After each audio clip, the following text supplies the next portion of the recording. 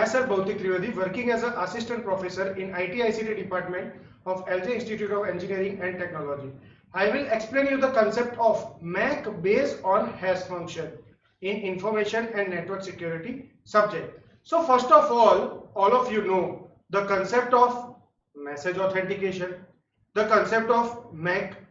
What is the meaning of MAC? That is known as a message authentication code.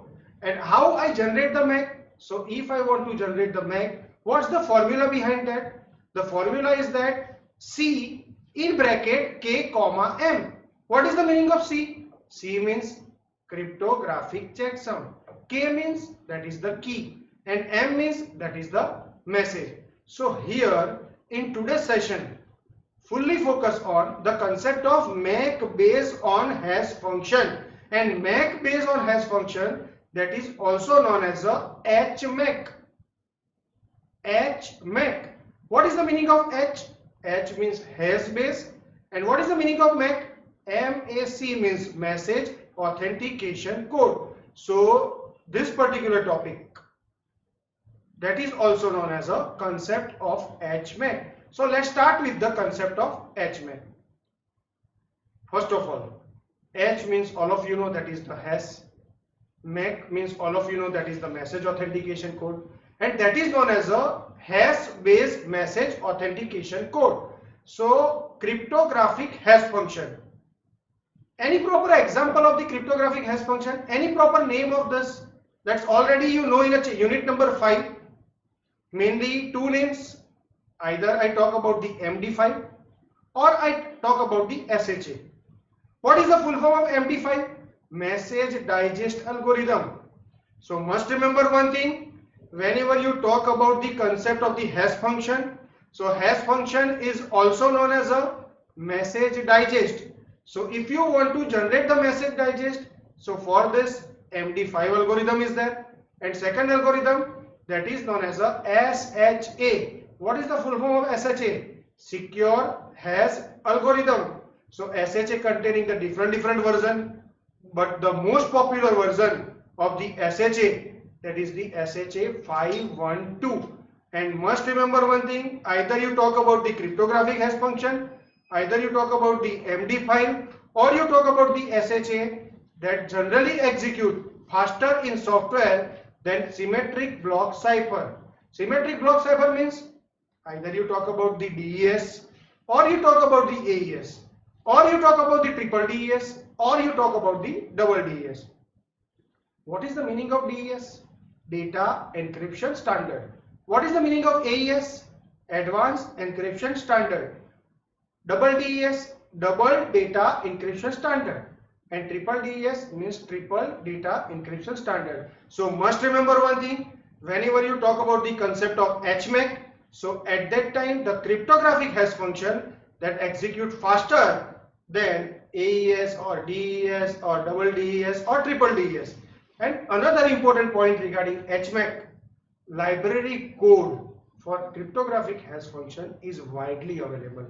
So that's why using the concept of hash and MAC in a combination, and that is known as a HMAC, that is known as a hash based MAC. After that, what's the objective? All of you know the meaning of objective, but here I talk about the design objective of the MAC. Design objective of the HMAC. Why we use the HMAC and what's the design objective behind the HMAC? So first one you just see, to use without modification available hash function. Means whatever the available hash function in a security, you can directly use this particular hash function without any modification. So that is the objective number 1.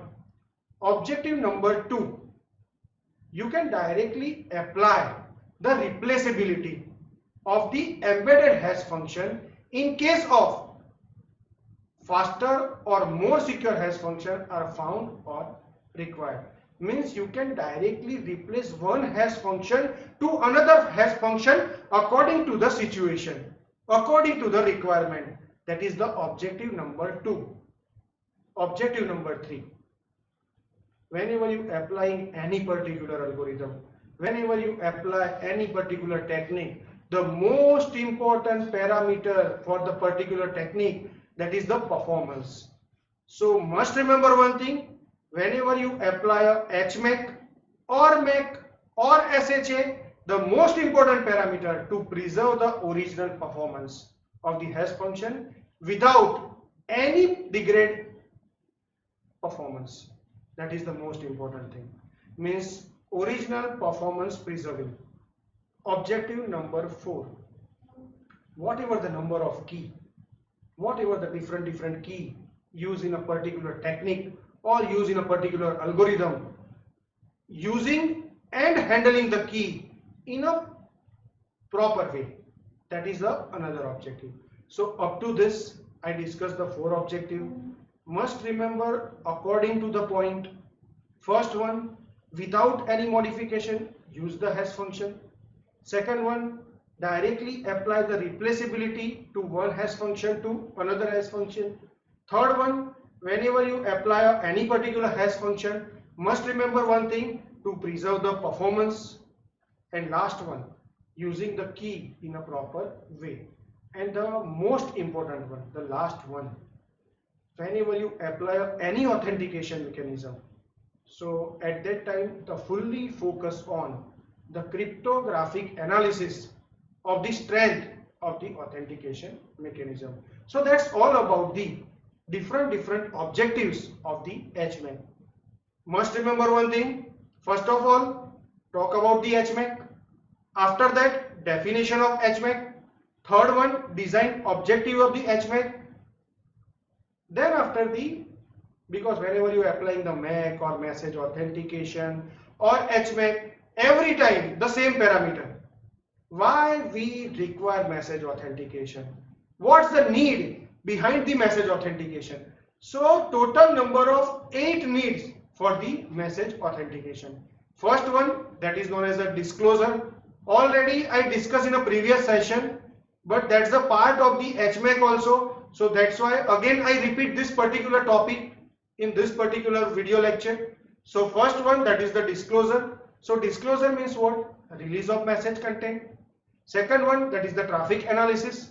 So traffic analysis means discovery of the pattern of traffic between the two parties. Here one, that is known as a sender. Second one, that is known as a receiver. Third one, that is known as a masquerade. Masquerade means what? One entity pretends to be another entity, but here insertion of a message into a network from a fraudulent source. Content modification means it directly changing the content of the message. Sequence modification means directly modify the sequence of the message between the two parties. Timing modification means delay or replay of the message. What is the meaning of delay in a network? What is the meaning of delay in a security? So delay means what? Whenever you apply a particular message within this particular time limit, at this particular time limit, not sending the message, but after some time you directly transmitting a message, that can be considering as a delay of the message or replay of the message. So that's the part of timing modification.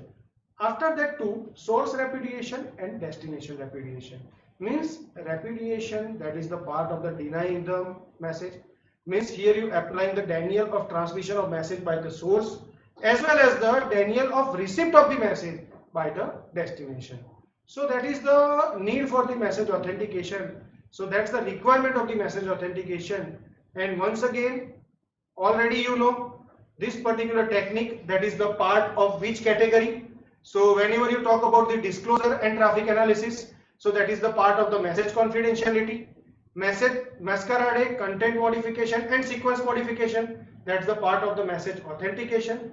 And source repudiation and destination repudiation, that is the part of the digital signature. So that's all about the concept of HMAC, then after the objectives of the HMAC, and why we require the message authentication, why we require the HMAC, why we require the MAC. After that, the fully concentrate here. This is the most important part of the concept of HMAC. First of all, one diagram for this, but before this particular diagram, before I explain this particular diagram, at least you know each and every parameter in a particular diagram. So first one, that is known as a HMAC structure.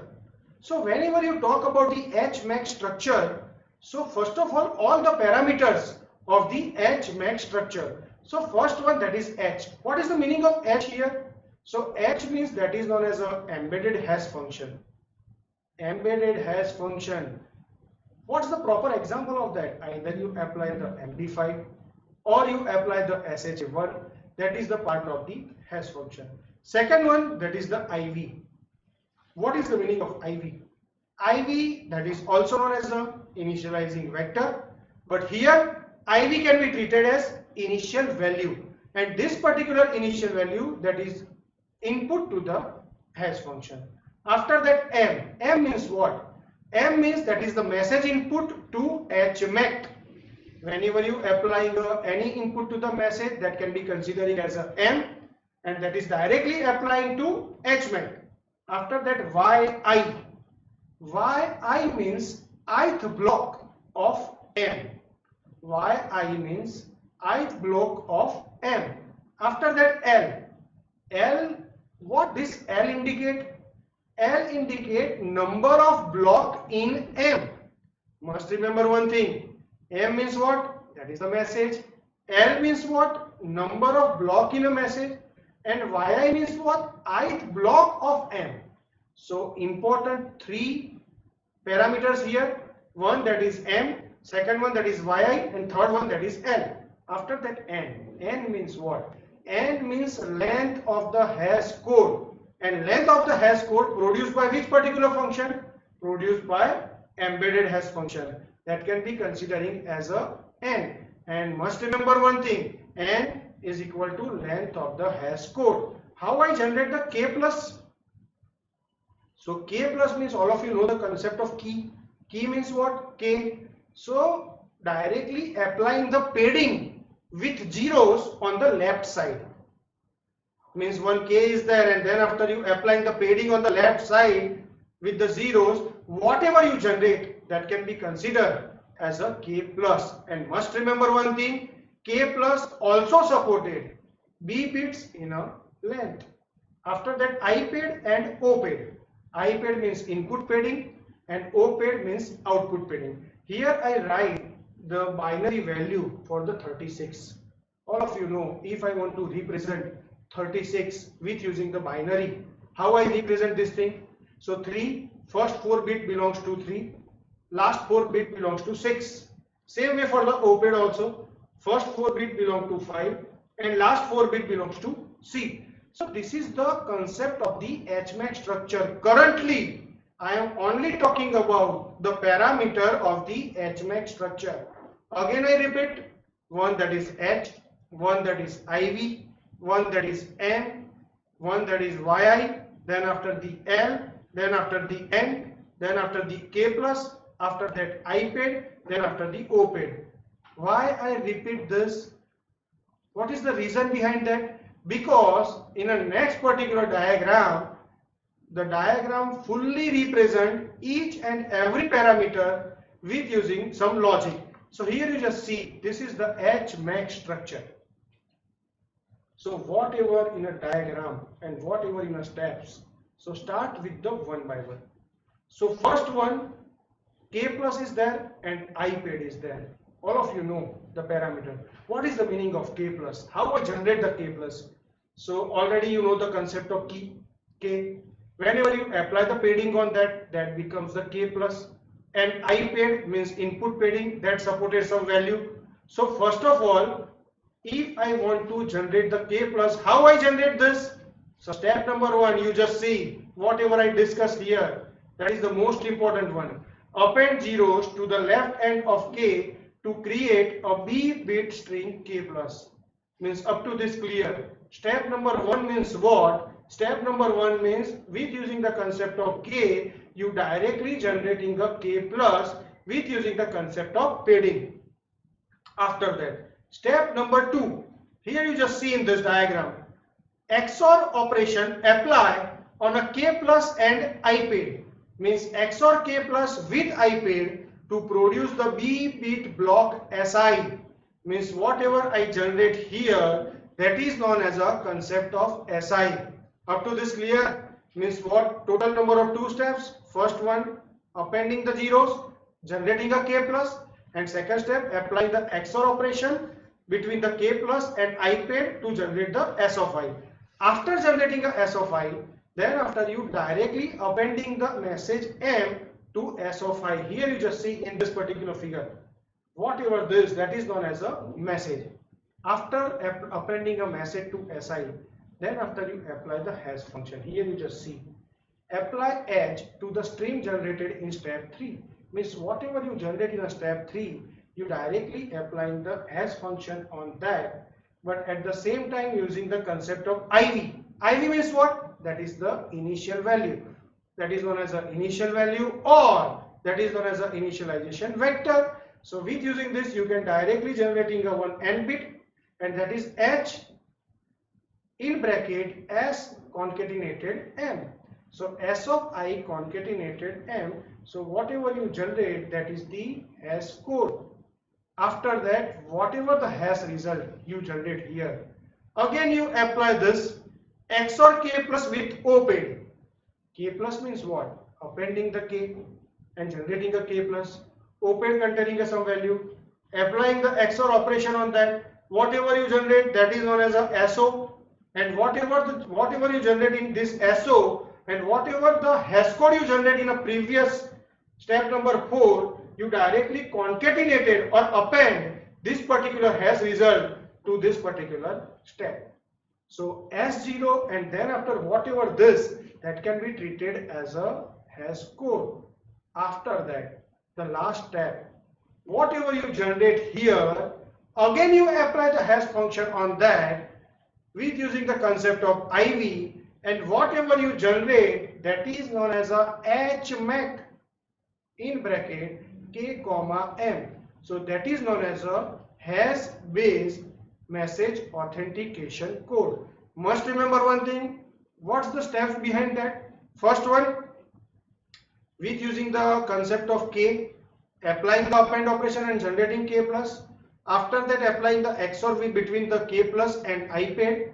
Whatever you generate, that is known as a S of I. After that, you appending the message to S of I. Whatever the output, you apply the hash function on that. Whatever you receive, that is known as a concept of hash result. Again you apply the operation between the K plus and OPED. Again you apply the XOR operation between the K plus and OPED. Whatever you generate, that is known as a SO. And after that, whatever the hash code you generate, you directly attaching the hash code to SO. And again you apply the hash function on that with using the concept of IV. And whatever you generate, that is known as a concept of HMAC. So this is the real procedure if you want to generate the hash based message authentication code. So that's the algorithm, that's the procedure, that's the steps for this particular technique. So that's all about the today's session. Must remember one thing in today's session. First of all, definition of HMAC. After that, design objective of the HMAC. After that, requirement of the message authentication. Then after the talk about the HMAC structure. But in HMAC structure, first of all talk about the different parameters that use in a part of the HMAC. After that, the steps of the HMAC. If I want to apply the procedure for HMAC, what's the proper steps behind that, and how I generate the HMAC. So that's all about the today's session. Thank you for watching.